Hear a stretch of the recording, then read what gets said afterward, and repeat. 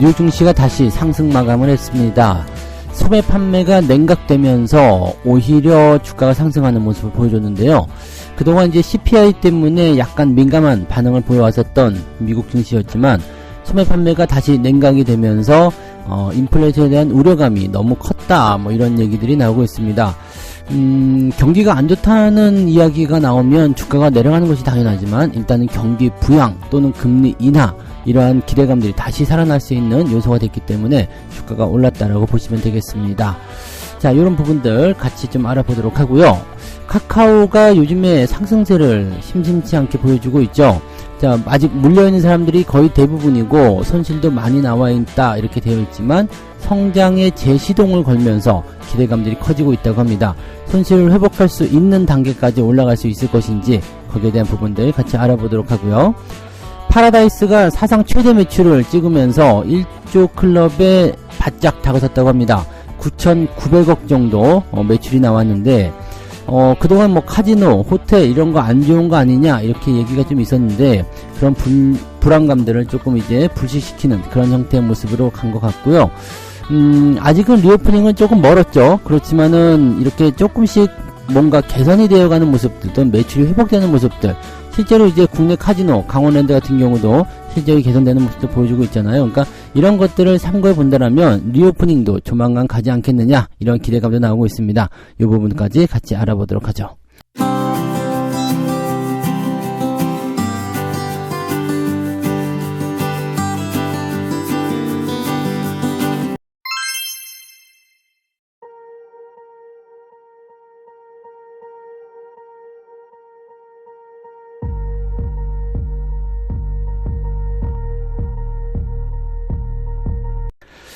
네, 반갑습니다. 자, 오늘은 2월 16일 금요일입니다. 미국 증시가 상승세를 보였습니다.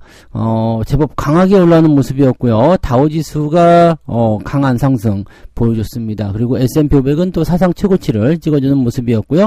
나스닥도 조금이지만 올라서는 모습입니다. 다우지수는 플러스 0.9% 아주 강한 상승을 보여줬고요. 나스닥은 변동성을 조금 보이다가 후반부 들어서면서 반등세로 연결이 됐습니다. 일단 시작점은 둘 다 플러스로 시작이 됐었죠. 그리고 다우지수는 그 길로 쭉 상승하면서 상승 흐름을 마지막까지 키워갔고요. 나스닥은 상승 출발 이후에 변동성 좀 보였습니다만 후반부에 저가 매수세 유입을 통한 주가 상승 이런 식으로 연결이 됐죠. 그래서 일단은 다 플러스로 마감이 됐기 때문에 긍정적인 기대감이 좀 있는 것 같습니다. 전반적인 부분에서는 분위기가 나쁘지 않은 것 같아요. 고점이라는 인식이 있고 또 차익 매도가 나오고 있음에도 불구하고 약간의 부담감들이 많이 사라져가는 그런 형태의 느낌인 것 같습니다. 특히 뭐 전기차 같은 경우는 오늘 제법 많이 올랐어요. 특히 테슬라 같은 경우 많이 올랐고요. AI라든지 그 외의 기술주들은 조금씩 하락하는 모습이 좀 있었습니다. 근데 이런 단계 속에서 보면은 전기차 테슬라 쪽에 매수가 많이 들어갔을 것 같지만 실제는 또 그렇지 않더라고요. 네, AI 쪽으로 떨어지니까 더 사자 뭐 이런 식의 느낌들이 나왔다고 하더라고요. 그래서 실제적으로 주가는 떨어져 있지만 오히려 더 기대감들을 모으고 사람들의 주목을 끄는 것은 AI 반도체 쪽이었다 이렇게 보시면 될 것 같고요. 전기차 쪽은 저점 매수를 통한 저가 매수를 통한 주가 반등들이 일어났다 이렇게 판단하시면 될 것 같습니다. 하지만 우리나라 증시에 미치는 영향은 전기차 쪽의 반등, 그 다음에 자동차나 그 반도체 쪽에 약간의 어떤 주가 조정 이런 것들이 계속 이어질 수 있는 단계는 만들어질 수가 있겠죠. 자, 일단 내용을 좀 살펴봅시다. 일단 소매 판매가 중요한 이슈를 만들어낸 거예요. 증시 매수세 유입을 견인했다라고 얘기가 되어 있는데 소매 판매는 전월 대비 0.8% 줄어들었다라고 되어 있습니다. 이 소매 판매가 중요한 이유는 미국이 소비 국가이기 때문이죠. 그래서 소매 판매가 늘어나냐 아니냐에 따라서 경기가 좋으냐 나쁘냐를 판가름할 수가 있거든요. 근데 이 부분들이 이제 현재 시점에서는 조금 줄어들었다라고 되어 있기 때문에 경기가 계속 좋은 게 아닌데? 라는 얘기로 나올 수가 있죠. 이 미국 경제의 실제적인 3분의 2 정도 차지하는 버팀목 이렇게 평가를 받고 있기 때문에 종합적인 경기 흐름을 판단하는 중요한 지표다라고 얘기가 되어 있습니다.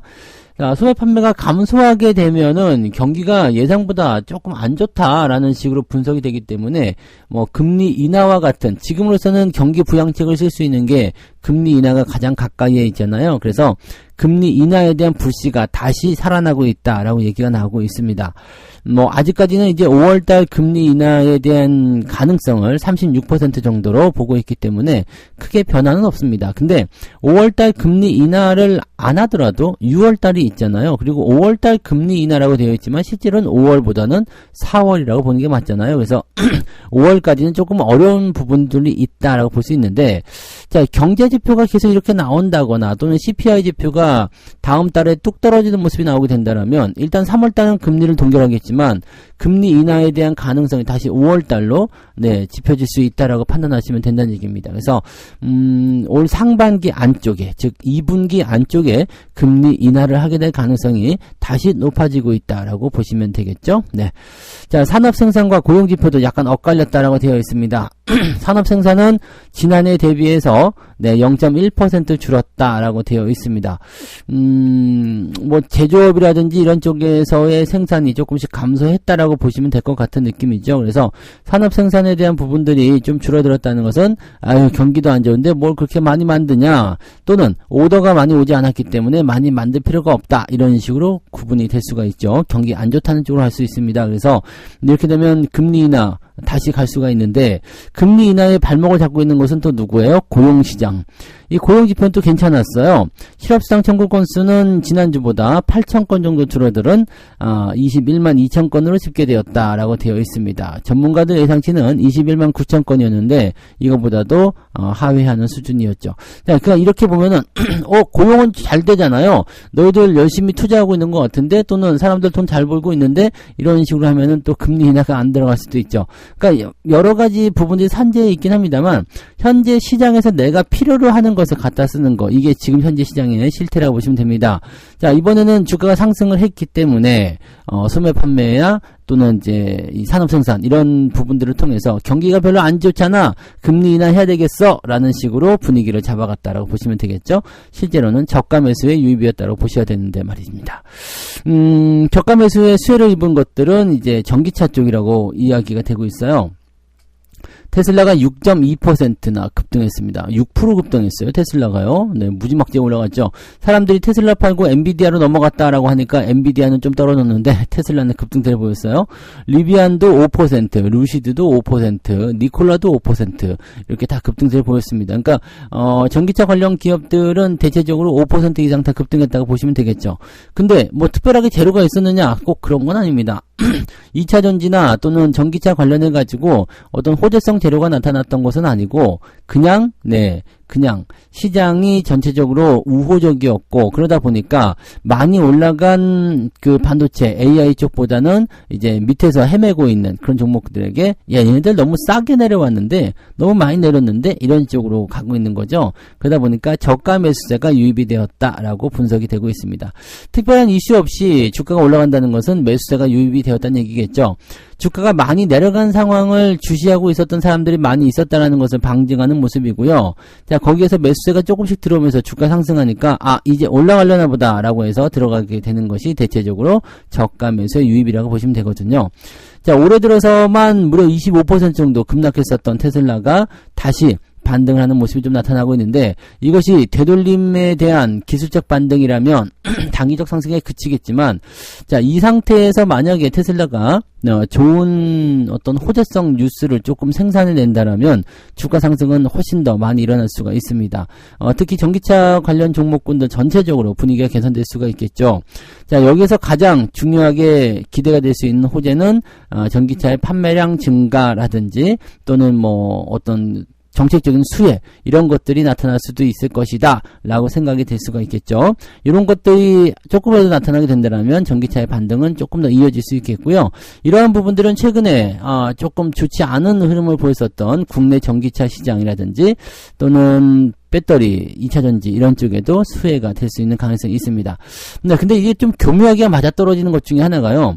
반도체 이런 것들이 조금 많이 올랐잖아요. 그러다 보니까 좀 쉬었다 가는 타이밍 이런 게 나타나야 되는데 이 시기를 비집고 들어와서 2차 전지의 반등. 자, 수급은 일단 한정되어 있기 때문에 계속 돌아다녀야 되거든요. 그러니까 반도체가 잘 간다 그러면 그쪽으로 가야 되는 거고 2차 전지가 잘 간다 그러면 이쪽 가야 되죠. 근데 수급이 한쪽 쏠리게 되면 다른 것들은 조금 찬밥 심세가 되는데 지금 현재 상황이 일단 그런 식으로 판단해 볼 수 있는 내용이 좀 되는 겁니다. 그러다 보니까 국내 증시도 오늘은 전기차 쪽, 2차전지 쪽 일단 반등 연결될 가능성이 높겠죠. 자, 얘네들이 올라가면 지수는 일단 버텨지게 됩니다. 지수가 버텨지게 된다면 다른 종목들의 주가 하락은 크게 나타나진 않을 수 있다라고 판단하실 수 있겠고요.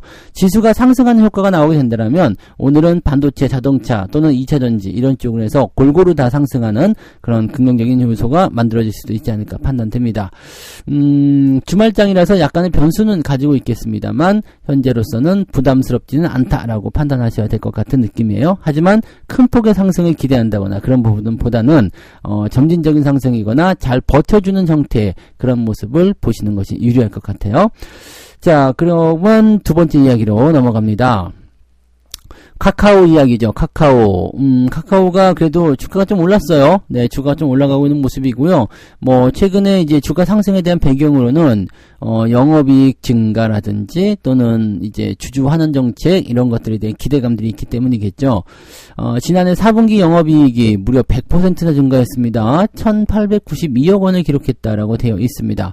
시장 전망치인 영업이익 1,517억 원을 뛰어넘는 어닝 서프라이즈가 나왔다라고 되어 있습니다. 매출액도 14% 정도 증가해서 8조 원대를 달성하면서 역대 최대 실적을 달성했다. 뭐 그동안 힘들다 어쩌다 얘기도 많았었지만 그래도 돈은 잘 벌고 있었던 것 같아요. 근데 우리가 생각해 볼 만한 부분들은요. 카카오가 주가가 떨어진 이유는 이 실적 성장성이나 등등에 비해서 너무 많이 주가가 상승했다라는 거가 되는 거죠. 지금 1,800억 정도라면은 현재 주가 수준이 그것을 소화할 수 있겠느냐도 고민해 볼 필요가 있어요. 지금 어느 정도 비슷한 수준까지 왔다라고 해서 저점대를 좀 확인시켜 줄 수 있는 내용은 좀 되겠습니다만 이 매출액이나 영업이익이 이만큼 증가했음에도 불구하고 현재 가치가 더 높다라는 평가가 일단 지배적이잖아요. 그래서 그런 부분들을 본다면 마냥 안심하기 좀 어려운 부분이지 않을까 생각하긴 합니다.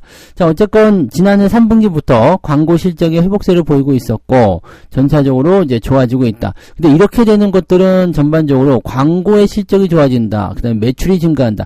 기업들의 그 현상들이 대부분 비슷하죠. 투자를 조금 더 활발히 하고 있다. 그다음에 실적이 증가하고 있다. 판매량이 증가하고 있다. 이런 형태의 느낌들이고요. 또 광고를 많이 하고 있다. 이런 것들이잖아요.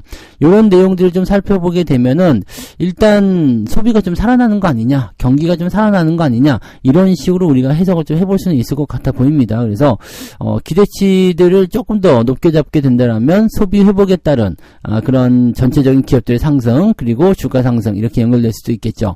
자, 그러면은 상승장이 왔을 때 이렇게 저점에서 이제 어느 정도 살아나고 있는 기업이거나 회복세를 보이는 기업들은 수혜를 받을 가능성이 매우 높다라고 판단할 수가 있는 얘기가 됩니다.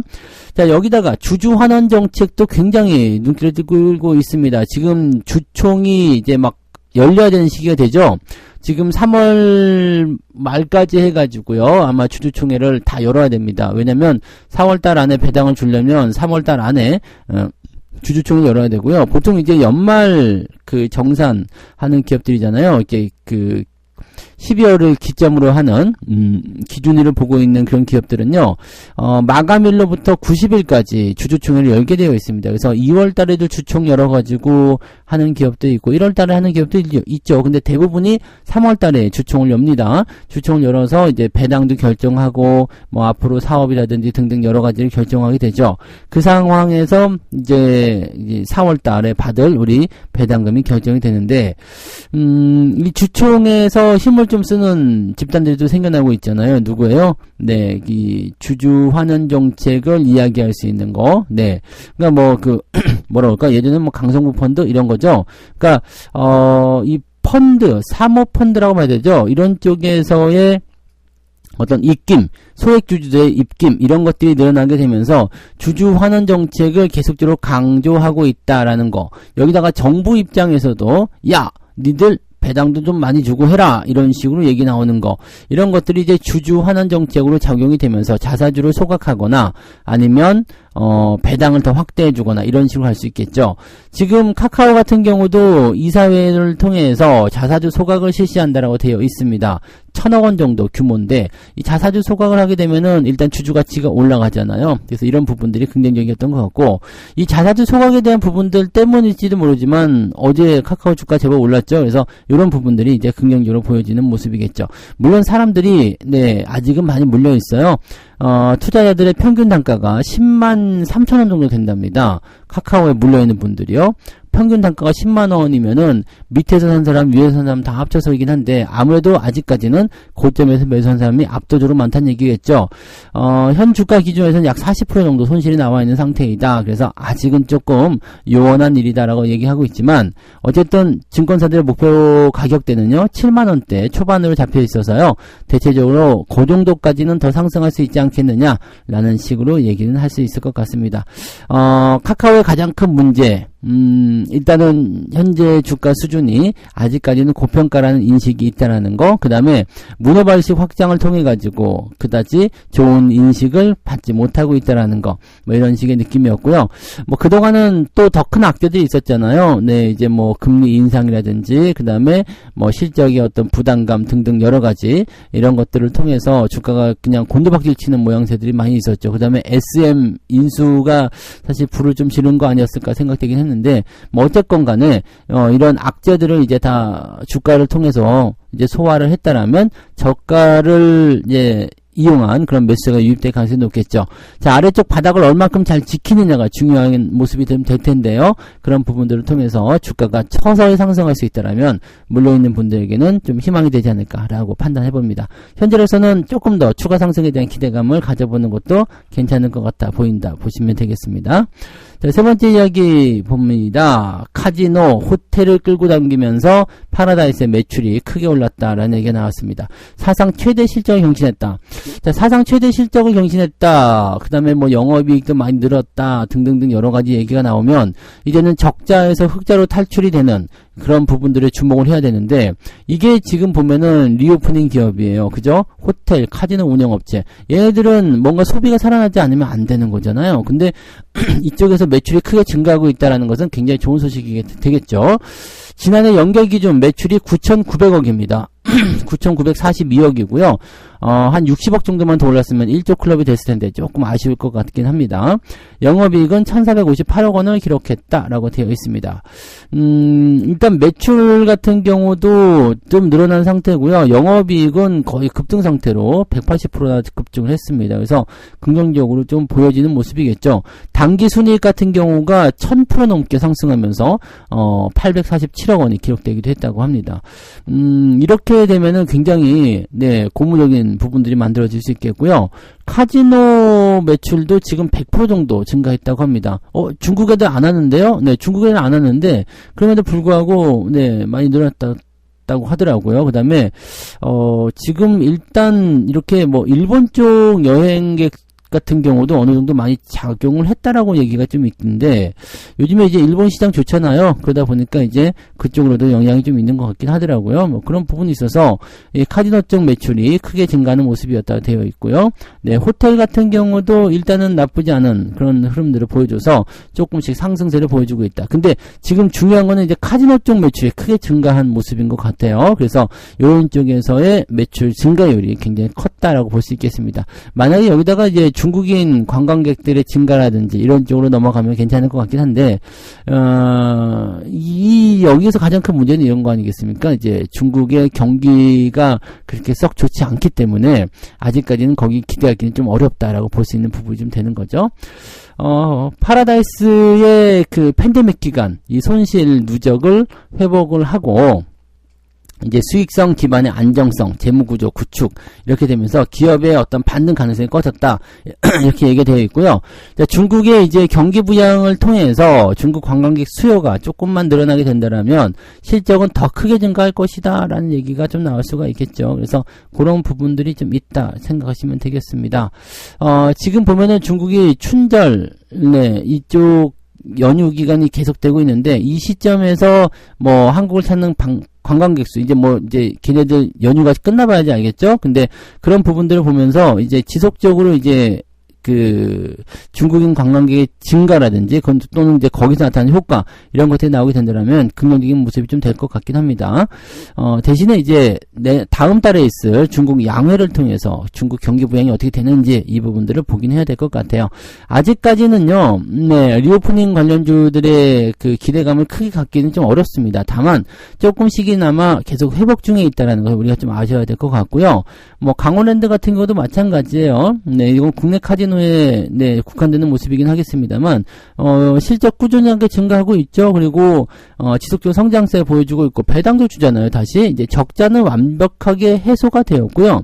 이쪽 부분에서의 이제 기대치는 리오프닝의 전반적인 부분과 함께 같이 움직이게 될 겁니다. 근데 아직까지는 서민들이 지갑을 닫는 형태잖아요. 아직은 뭔가 즐기거나 그런 형태보다는 아껴야 한다라는 인식이 아직은 더 크다고 보시면 될 것 같아요. 그러다 보니까 아직까지는 뭐 폭발적인 상승을 기대하기 좀 어렵습니다. 다만 좋아지고 있다는 것에 대한 것은 우리가 참고를 하셔야 될 것 같습니다. 리오프닝 주 갖고 계시는 분들은요, 조금 답답하시더라도요, 조금 더 시간을 가지고 지켜보시는 게 유리하다 생각이 될 수 있겠습니다.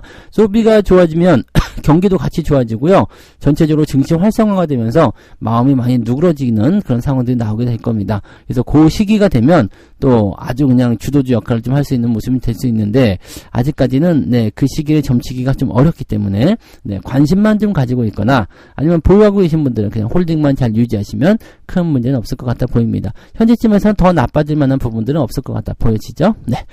자, 이렇게 해서 오늘 세 가지 이야기 전달해 드렸고요. 미국이 저가 매수세를 통해서 상승했다라고 되어 있지만, 실질적으로는 이제, 전반적으로 금리 인하에 대한 기대감이 다시 한번 불거져 나오고 있다라는 식으로 분석이 돼야 될 것 같긴 합니다. 그래서 긍정적인 부분들 일단 잡혀 있고요. 미국 증시가 꾸준하게 상승할 수 있는 그런 배경도 같이 만들어져 있다라고 생각하시면 됩니다. 카카오가 성장 재시동을 걸고 있다. 여러 가지 부분에서 이제 주주환원 정책, 실적 전망 등등등 좋은 소식들이 나타나고 있고, 또 무엇보다 가장 매력적인 것은 주가가 많이 떨어졌다는 얘기겠죠.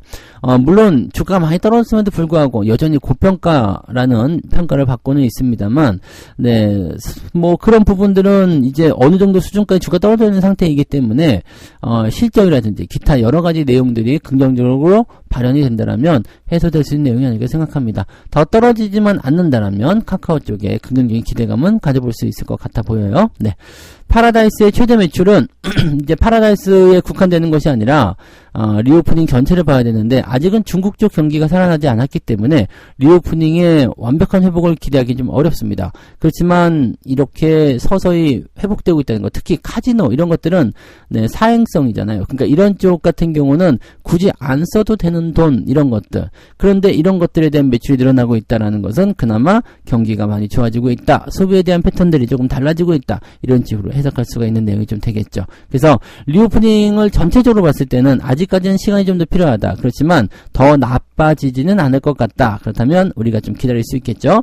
자, 전반적인 시장 내용이 그런 것 같아요. 더 나빠지지 않는다는 거, 그것이 어떻게 보면은 가장 중요한 어떤 이슈 요인이 될 수 있지 않을까 생각합니다. 그래서 그런 식으로 투자하게 된다면 괜찮지 않을까? 괜찮지 않을까? 라고 생각을 해볼 수 있을 것 같습니다. 네. 자, 그래서 책 한 권 읽고 이제 마무리하도록 합니다. 171페이지요. 너무 많은 변수를 고려하면 주식 매수를 하기가 어려워진다. 적당한 지지선과 목표가를 정했다면 그냥 매수하라. 이것저것 따지고 있다가 주식이 올라가 버리면 후회만 남는다. 여러분들 많이 생각하다가 놓치는 경우도 많이 있죠. 조금만 더 내려오면 살까? 지금 괜찮을까? 뭐 등등 여러 가지 생각들 하시지만, 그런 거 생각할 시간에 오히려 주식을 매수하는 것이 유리하다. 지금이 이제 상승장으로 넘어가는 그런 기조에 있기 때문에 오히려 조정 나올 때 이렇게 반가운 마음으로 매매하시면 훨씬 더 좋은 결과를 보실 수 있을 거라 생각합니다. 자, 그래서 오늘은 여기까지 하겠습니다. 주말이니까 변동성 주의하시고요. 천천히 느긋하게 투자하시고요. 물려있는 종목들 또 팍팍 올라가서 계좌에 좋은 결과들을 많이들 만들어내셨으면 좋겠습니다. 자, 오늘은 여기까지 하고요. 저는 장중시장 때 다시 올게요. 고맙습니다. 본 방송에서 제공되는 모든 정보는 투자 판단의 참고 자료이며 투자의 최종 책임은 본 방송을 이용하는 본인에게 있습니다.